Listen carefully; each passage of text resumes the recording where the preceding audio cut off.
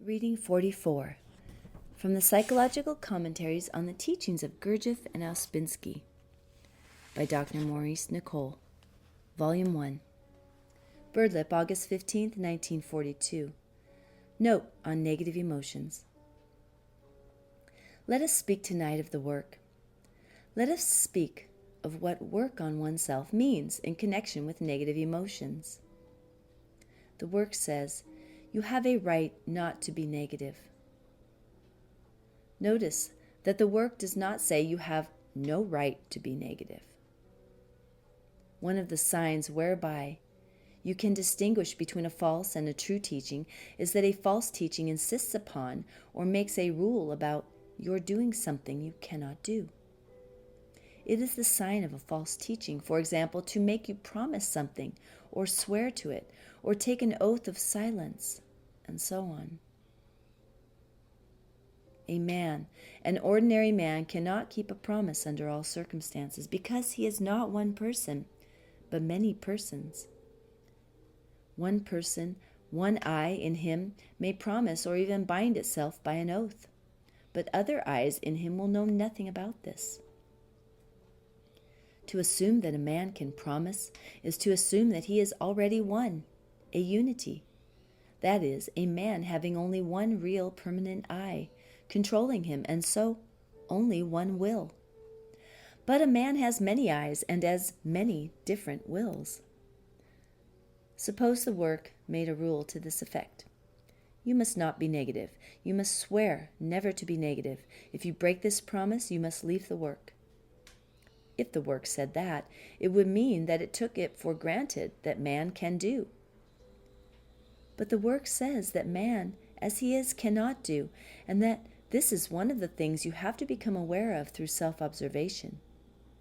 If you still imagine you can do, if you still think you can always remember and keep your aim, then you will make no room for the work in yourself, and the work will not be able to help you. You will not feel your inner helplessness. If you begin to feel your inner helplessness in a right way, you will feel the need of the work to help you. How can the work help you? It can help you only if you begin to obey it. To feel the need of the work is to feel you need something to guide you. If you are going to let something guide you, you must obey it. You must try to obey the work. Of course, if you understand nothing, you cannot obey the work. So you have to think what it is that the work teaches and get it clearly into your mind. You have to think, you yourself, in your most private and real thoughts, what this work is saying to you all the time. If you have thought in this deeper, intimate, private way, you will see that the work tells you more about what not to do than about what to do. Now, people often ask, what am I to do? On that side, the work says only two definite things. Remember yourself and observe or notice yourself. That is what you must try to do.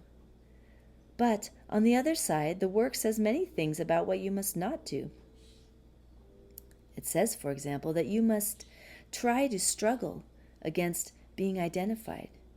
Try to struggle with mechanicalness, with mechanical and wrong talking, with every kind of internal considering, with every kind of self-justifying, with all the different pictures of yourself, with your special forms of imagination, with mechanical disliking, with all varieties of your self-pity and self-esteem, with your jealousy, with your hatreds, with your vanity, your inner falseness, with your lying, with your self-conceit, with your attitudes, prejudices, and so on.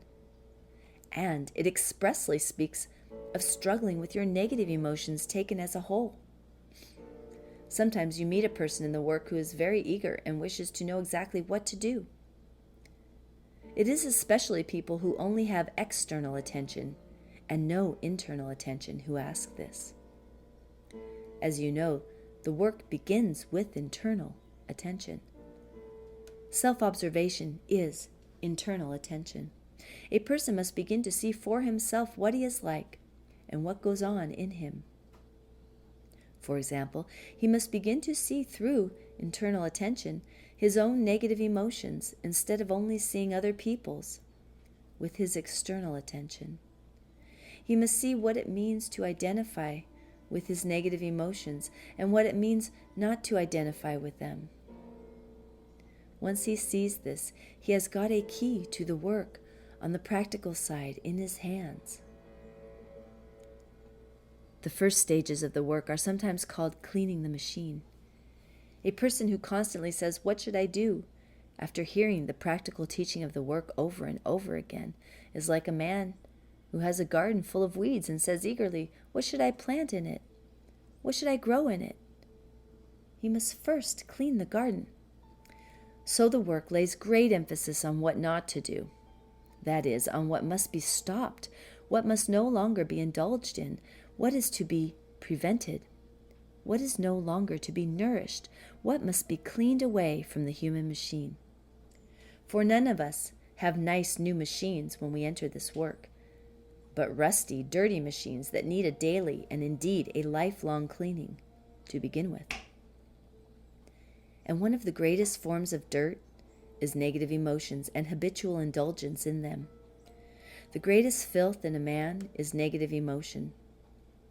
An habitually negative person is a filthy person in the work sense.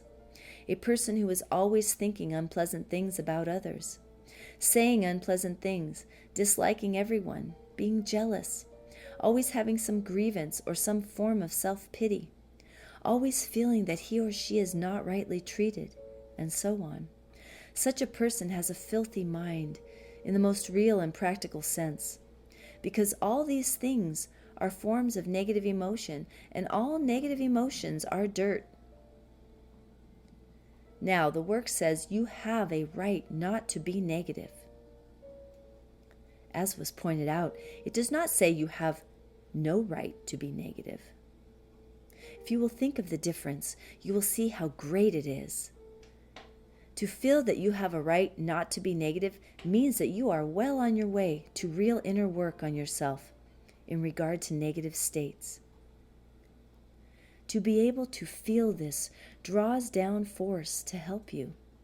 You stand upright, as it were, in yourself among all the mess of your negativeness, and you feel and know that it is not necessary to lie down in that mess. To say this phrase in the right way to yourself, to feel the meaning of the words, "I have a right not to be negative," is actually a form of self-remembering, of feeling a trace of real I that lifts you up above the level of your negative eyes, which are all the time telling you without a pause that you have every right to be negative. Part 2. You have all heard of levels, but some may not understand what a higher level means in a practical sense. What is a lower and what is a higher level in yourself? The work is to make us live on a higher level of ourselves. For example, suppose you begin to internally consider. You start making accounts, making out that others owe you, thinking that you are badly treated, worrying about what others think of you, and so on. This is an activity of a lower level of yourself.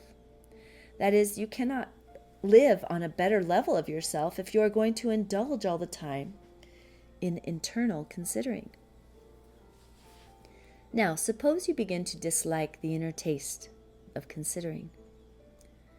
Then, when internal considering starts in you and you notice it, you will feel uncomfortable. Why? Because you have already begun to feel what a higher level is like. You feel uncomfortable by reason of the contrast. You have seen something better. You are now in a position to make an inner choice. Or again, if you are in a negative state, are you on a lower or higher level of yourself? You are on a lower level, and you will not be able to taste what a higher level is like as long as you indulge unchecked in your negative states. It is always a question of inner decision, of inner choice. If you begin to be interested in your better states and study what spoils them, you will begin to work practically on yourself. Better states belong to higher levels of yourself. They are in you as different levels. You can live in the basement or higher up. But you have to see all this for yourself and get to know where you are in yourself. Ask yourself, where am I? With what thoughts and emotions are you going? With what moods? With what eyes? One has to learn not only whom to live with in oneself, but where to live in oneself. One note more. In dealing with a negative state, look at the I in you and not at the person with whom you are negative. The real cause of the negative state is the I, that is, speaking in you and to which you are listening. If you let this I go on talking and listen to it, you will become more and more negative. Its only object is to make you negative and absorb as much of your force as it can.